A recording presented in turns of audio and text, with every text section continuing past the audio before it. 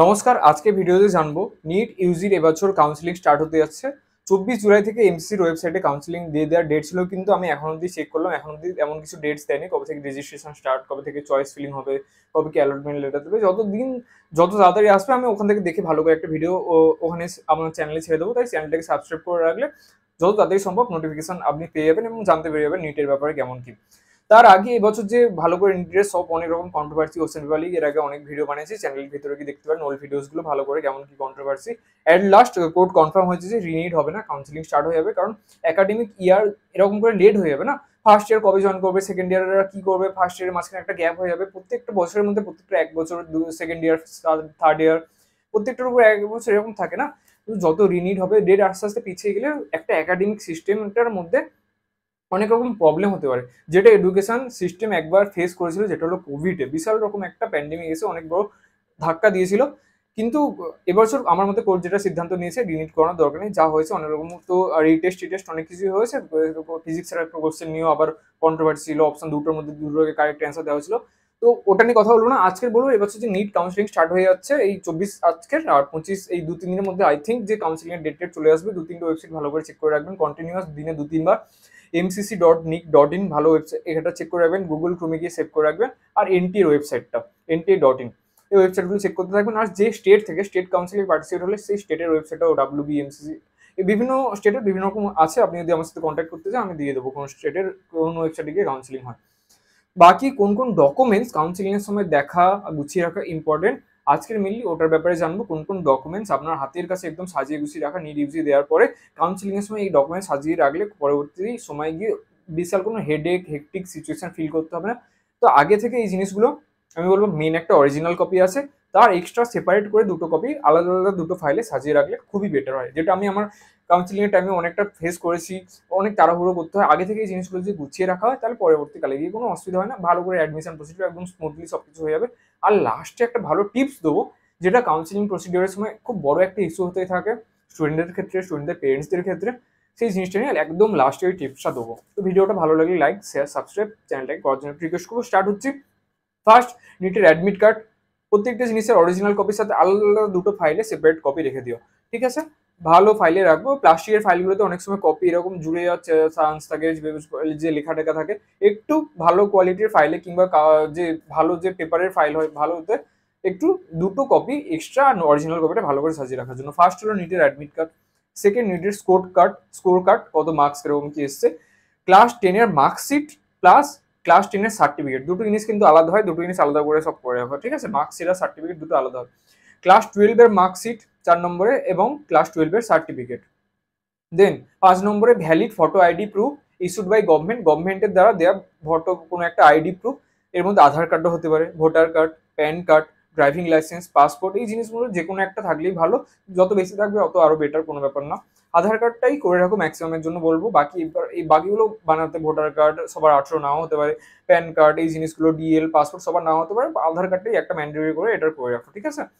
বাকি 10 passport size photographs, মানে 3টে কপি থাকবে, তাহলে 30টা পাসপোর্ট সাইজ ফটোগ্রাফস ভালো করে রেখে দিও।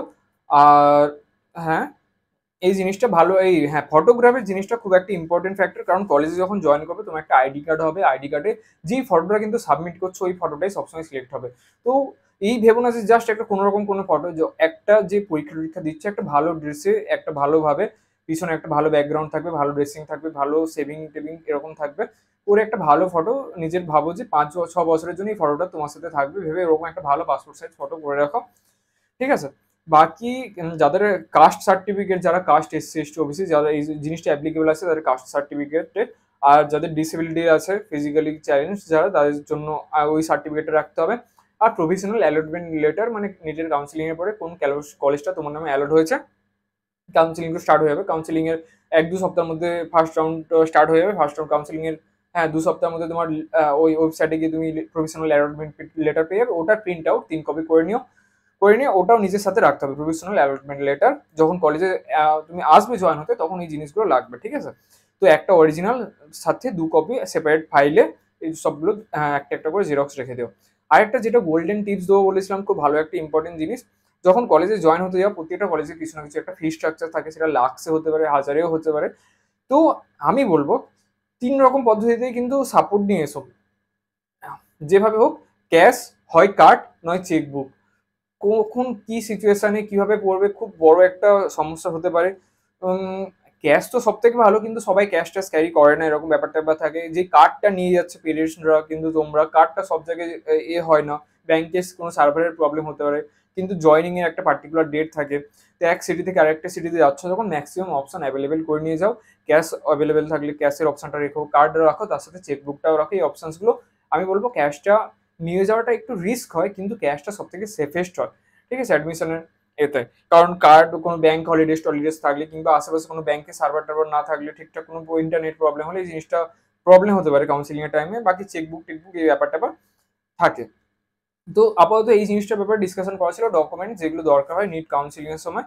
বাকি আমি একজন BDA student, bachelor of dental science, internship হয়েছে first year, second year, third year, fourth year complete হওয়ার পরে। আপনার যদি বিডিএস কোর্স রিলেটেড কোনো রকম কোয়ারি থাকে, আপনার ছেলে মেয়ে কেউ যদি পড়তে চাইছে, তার একটা বিডিএস এর কোর্স রিলেটেড ওভারঅল শুধু একটা গাইডেন্স দরকার, কিরকম করে কি শেখানো হয়, কোন জিনিসগুলো অ্যাভয়েড করা উচিত, কোন জিনিসগুলো করা উচিত, কোন জিনিসগুলো শেখা উচিত, একটা যদি ওভারঅল একটা টেমপ্লেট দিয়ে দেওয়া হয়, আমার মতে প্রত্যেকটা গাইডেন্স যারা গার্ডিয়ান, যাদের ছেলেমেয়েরা বিডিএস কোর্সে জয়েন করছে, একবার এই জিনিসটার ব্যাপারে যদি আমার সাথে কথা বলে নেয়, আমি অনলাইনে এসে ভালো করে এই জিনিসগুলো নিয়ে চর্চা করি, বুঝিয়ে দিই, আরাম করে সবকিছু বুঝিয়ে দেবো। আপনি যেভাবে বললেন, গুগল মিট হোক, জুম হোক, যেভাবে হোক, আরাম করে এসে কিরকম বিডিএস কোর্সের ব্যাপারে খুব ভালো করে নলেজ আছে আমার, কেমন কি হয় না হয়, কোন জিনিসগুলো অ্যাভয়েড করা উচিত, কিরকম ভাবে চলা উচিত, কিরকম জিনিসপত্র, একটা ওভারঅল গাইড বলতে পারেন, টেমপ্লেট বলতে পারেন, আইডিয়া আমি দিয়ে দেবো ভালো করে। আরাম করে এসে আমার সাথে যদি কথা বলতে পারেন, কমেন্ট বক্সে আর ডেসক্রিপশন বক্সে আমার হোয়াটসঅ্যাপ নাম্বার দিয়ে দেবো, ওখান থেকে নাম্বার সেভ করার পর ডাইরেক্ট আমার হোয়াটসঅ্যাপে ডিএম করতে পারেন, আমার হোয়াটসঅ্যাপে টেক্সট করতে পারেন, আমি যত তাড়াতাড়ি সম্ভব রিপ্লাই দিয়ে ওটা সম্পূর্ণ করার চেষ্টা করবো। বাকি আর এটাই ছিল। কোনো রকম কোনো চ্যানেলটাকে ধরো একটু সাবস্ক্রাইবের জন্য রিকোয়েস্ট করবো। বিভিন্ন নতুন নতুন ধরনের ভিডিও আনতে থাকবো, শুধু নিটের ব্যাপারে নয়, health science related, medical health science related, এখনকার দিনে সোসাইটি রিলেটেড যে জিনিসগুলো নিয়ে সাধারণত চর্চা হয় না, মেন্টাল হেলথ রিলেটেড জিনিসগুলো, এই জিনিসগুলো নিয়ে বাংলাতে যত সহজ ভাষায় হোক আমি ডিসকাস করার চেষ্টা করবো ধীরে ধীরে। তো চ্যানেলটাকে সাবস্ক্রাইব করার জন্য রিকোয়েস্ট করবো, ভিডিও ভালো লাগলে লাইক, আর কোনো রকম যদি কোয়ারি থেকে কমেন্ট নাহলে আমার হোয়াটসঅ্যাপ নাম্বার দেওয়া আছে, ওখানে কি ডাইরেক্ট আমার হোয়াটসঅ্যাপ ডিএম করতে পারেন, টেক্সট করতে পারেন। তো আজকে ভিডিও এখানে শেষ করছি, দেখা হচ্ছে আমাদের নেক্সট ভিডিওতে। নমস্কার।